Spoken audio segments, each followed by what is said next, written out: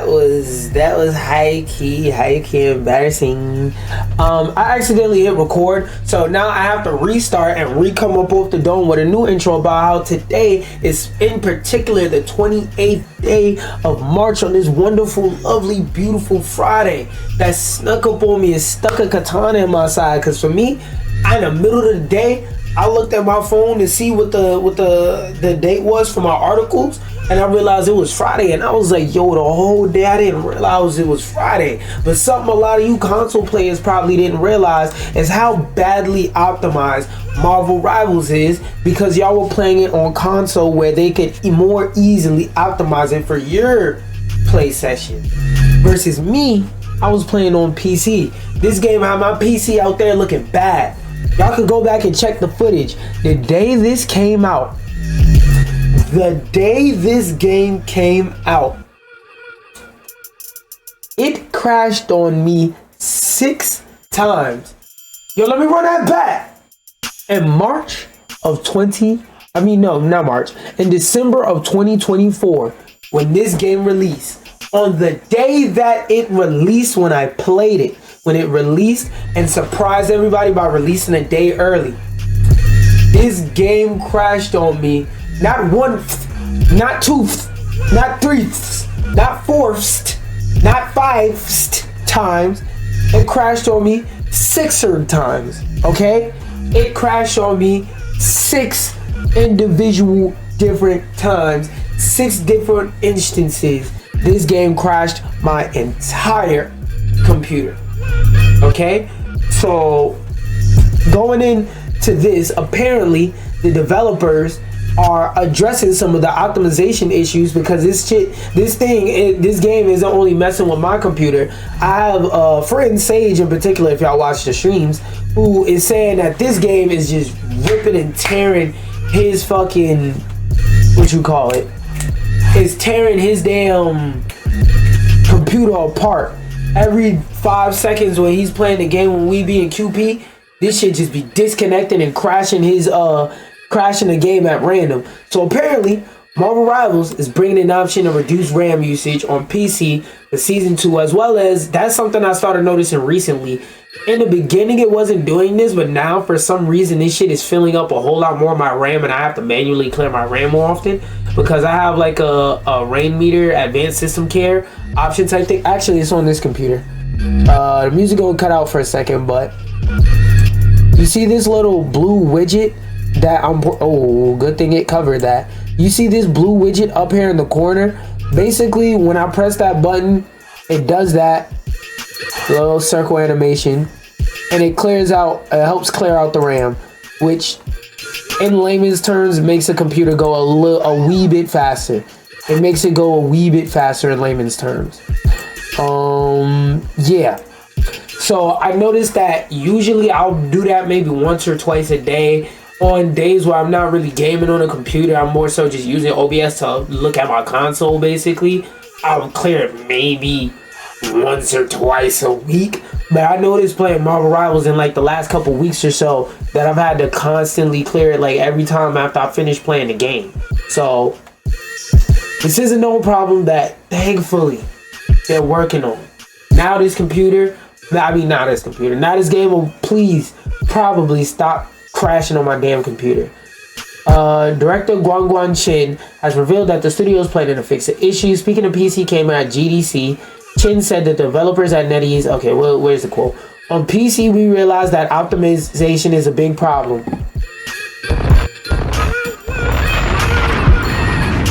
I want this quote to, I realized I ain't even checked to make sure my camera was lined up, because the answer is it's not.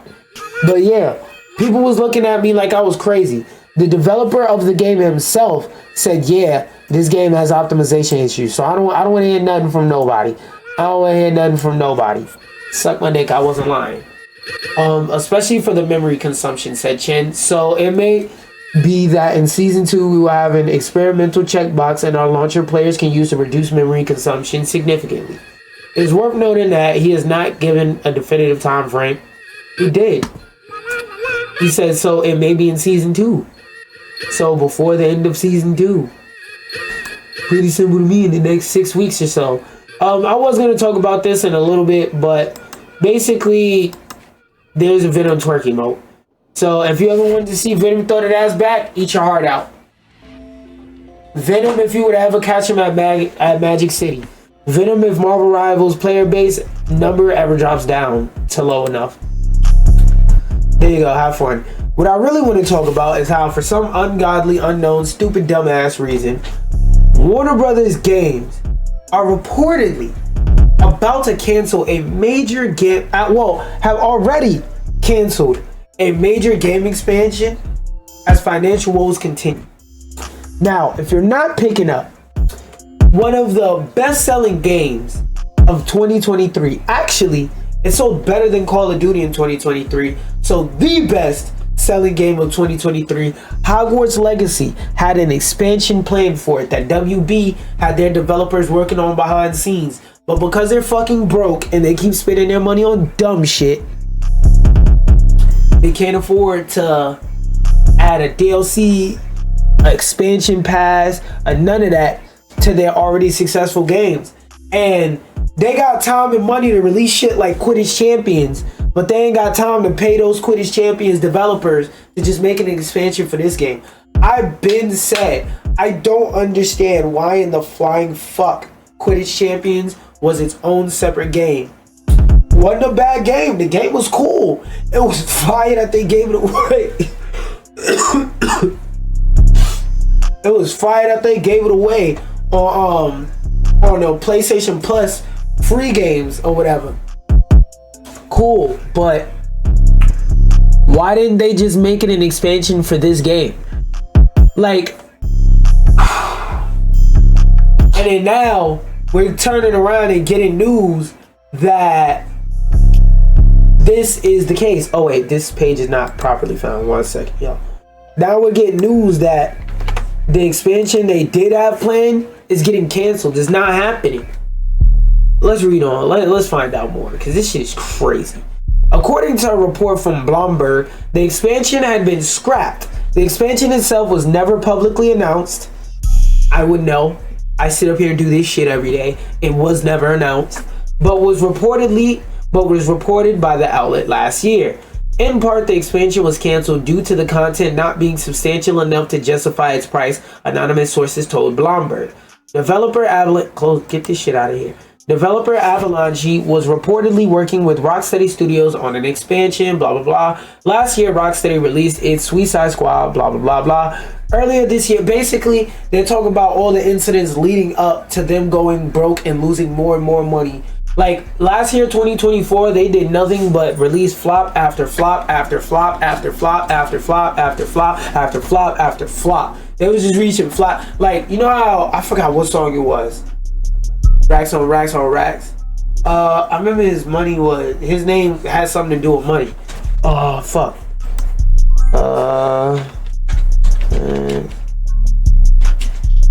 Oh, Cash Out. I think that was his name. No. Cash Out rapper. Yeah, Cash Out. Yup, him.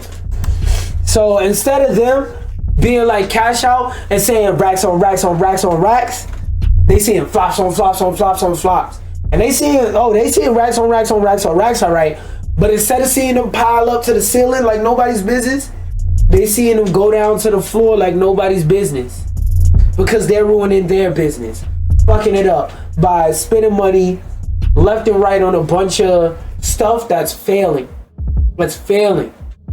They have things that could potentially be successful that they're not releasing for tax write-offs and stuff like that. And this is probably another victim of that.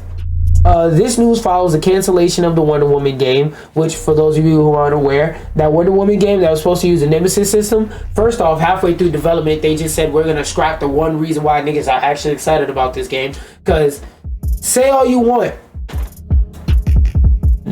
Wonder Woman is a hugely popular superhero. But Wonder Woman by herself cannot carry or sell a game. I'm sorry, it is what it is. Like, oh wait, I'm not standing in the right spot.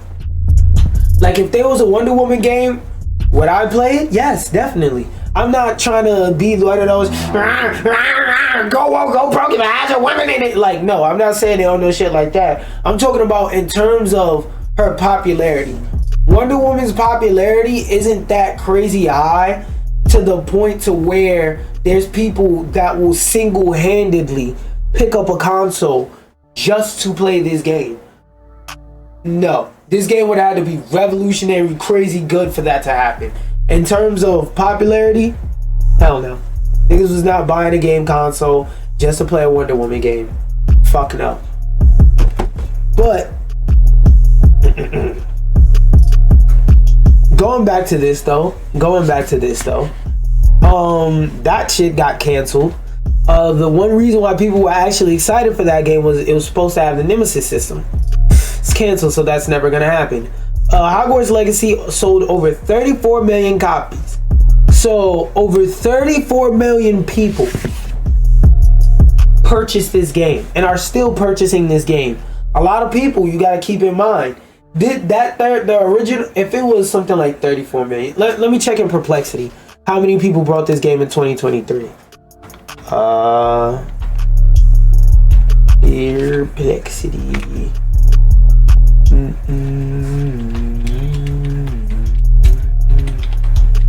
People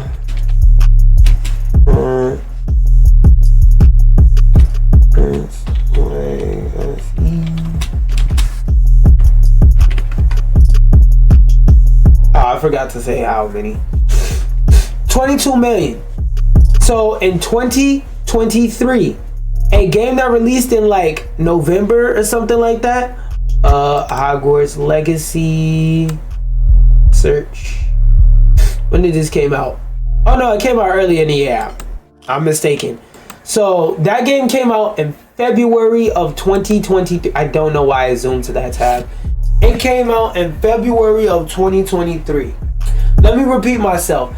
That game came out in February of 2023. And in 1 year sold over 30 million copies. Instead of taking that fucking Quidditch game and giving it free, like, this is what would have made that Quidditch game succeed. If everybody who bought Hogwarts Legacy would have got a free copy of that Quidditch game, people would actually still be playing it. I bet you, actually, matter of fact, let's do it. Matter-of-factually, let's do it. What the fuck was it called? Quidditch Champions? I know I spelled that wrong, but Google gonna fix it anyway.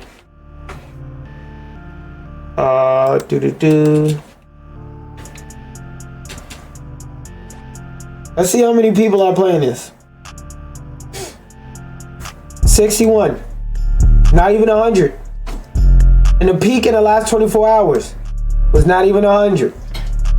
We've seen live service games have 13,000 people online and get shut the fuck down because they weren't profitable. You think a company like WB were greedy bitch ass niggas? They scrapped movies which just have a better ROI than video games in most cases, especially live service video games where you gotta pay for them to stay up over time.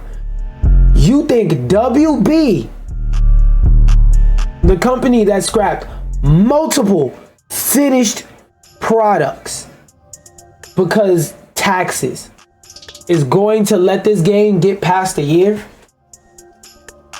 61 people. And even if the majority of people on this game are on PlayStation, right? Let's say that's the case. If it's 1,000 people on PlayStation, that means about 1,061 people. Let's say 2 if you add Epic and all these other platforms. Let's say 4,000 people across all platforms. We've seen games get shut down for less. 4,000 people across all platforms, if I'm being super generous. We've seen studios get shut down for less, and we know how greedy WB is. We just know how greedy WB is. That game's getting clapped pretty soon. I don't understand why they didn't either. If they wanted it to be its own separate game so bad, again, they should have gave everybody who brought Hogwarts Legacy a free copy of Quidditch Champions, or they should have just took the assets, flipped it into an expansion and said, if you buy Hogwarts Legacy, here's a whole new free mode in the game. You know how many people who would have wanted, the few crazy niggas that did want to be Quidditch champions, that wanted to play Quidditch champions because they're just that big Quidditch fans and fans of the idea of Quidditch and Harry Potter. You think them niggas wouldn't have brought Hogwarts Legacy if they didn't already have Hogwarts Legacy to get that game, or no? You thought because it was a Harry Potter game, y'all could double dip and niggas would buy Harry Potter game twice. You could just release a Harry Potter game every year and you're gonna get the same expected results. But now there's a live service one, so surely we're gonna make millions and millions and millions and millions and billions of dollars because Harry Potter, you know, very big, very famous, very popular IP that recently had a successful game.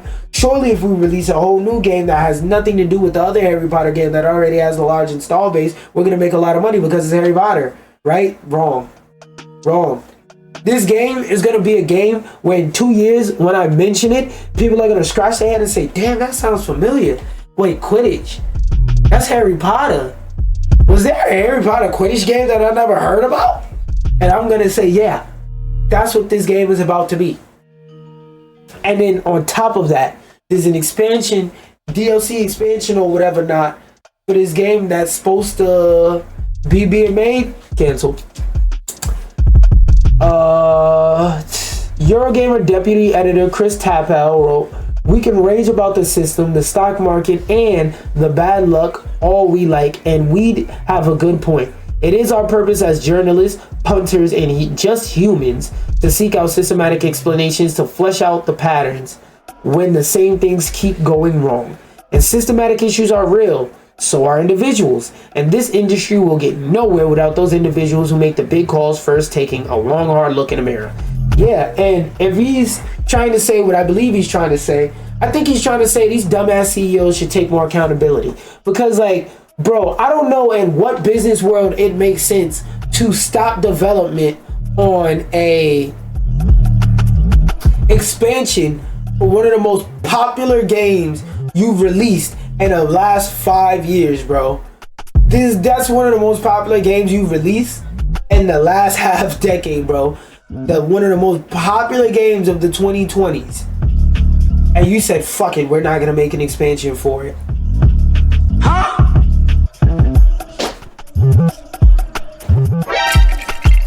Like, how does that make sense? Like, make it make sense. It's not adding up for me, bro. It's not adding up. You literally had a game that was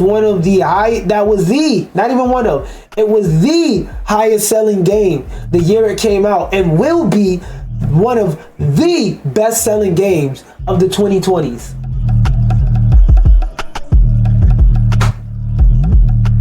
And you just said, fuck that, we're not gonna put an expansion to it, we're gonna leave the story the way it is. This is crazy to me.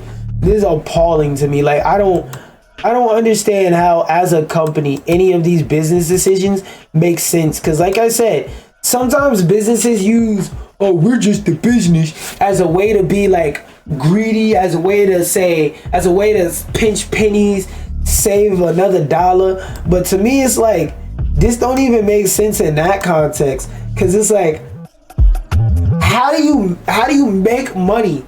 Like, how do you save money by doing this? You cut down costs on development. What you're developing would, at best, be breaking just above even. I mean, at worst, would be breaking above even. At best, would drive secondary sales for the game through the fucking roof. I don't get it. No part of this equation makes sense, but it is what it is. That is large as fuck. That shit larger than my BBC. Yoshida says Japan's studio was closed because PlayStation didn't want AA games. Oh, I know why. I wanted to read about this one because the idea of this one just sounds crazy. And before I get into this article, I want y'all to get it through your head that according to Insider Gaming, this is a translated interview with AV Watch. And in that interview, Yoshida said, "I was in charge of the first party, so I was asked to make a game that was powerful enough to sell hardware. When you make something like that, the company pushes you a lot. That's true. That's true. That's why PlayStation didn't push Astrobot. I don't know why I mentioned that, but I still don't understand why the fuck they didn't market that game until it became a success. But what they're saying is true. If your game starts pushing console sales, then hell yeah. Because, like, think about Grand Theft Auto San Andreas. At first, Sony didn't want to help. Sony PlayStation didn't want to help Rockstar, tell Rockstar, let them promote that game like crazy. But when it started selling like hotcakes left and right, and everybody and their mama was playing it and talking about it and talking about the glitch with the slide where you slingshot, then all of a sudden they started claiming that game. So money talks, sales talk. This is just common facts. It is what it is. He added that company creators were coming up with great ideas, and while they were very creative and interesting, they were ultimately deemed AA. He said that Japan Studios ceased to exist soon after he stepped down as president, an event brought by PlayStation's corporate restructuring. And you know what's another sad thing about it? This goes back to a thing I always say, where the reason why the game industry, like the secondary reason after COVID overhiring, why, which happened in every tech company, why the gaming industry is collapsing in on itself yet again, is because a lot of these larger studios, I don't want to necessarily say are inherently creatively bankrupt, because they do have tons of staff on hand with many great ideas that are sometimes getting implemented, but like they're not letting them implement it. And one thing that you gotta always keep in mind when it comes to to selling art of, I looked down and I thought my speaker was mute, my microphone was muted. I was about to have a stroke, bro. But Magis, are you okay? Stop that. Stop scratching the walls. Thank you. One thing you gotta always keep in mind is that game development is creative, and when it comes to selling art, it's really hard to do, because selling art is not about how good the art is, it's about how much people are willing to pay for it. Let me repeat that again. So by the way, this applies to music, this applies to drawing, this applies to video games, this applies to jewelry making, anything that's an art, clothing brands. Again, let me repeat myself, it's not about the quality of the art, it's about what people are willing to pay for it. And in the case for a lot of these video games, it's not a lot in the first place, and then it's even less when we have stuff like Steam sales going on all the time and we're willing to wait. And then on top of that, it's even worse now that games are trying to rise their price to $100, and even more worse on top of that, now that free-to-play games are all over the place, taking up people's attention and time. So if it was hard back then for them to propose and bring out new games, imagine how it's 10 times harder now. That's why even though we're tired, we claim we're tired of it, we're seeing the same fucking game over and over. We're yelling at the studios, we're tired, Grandpa. We are. We're yelling it. And we're tired. We're not lying about being tired.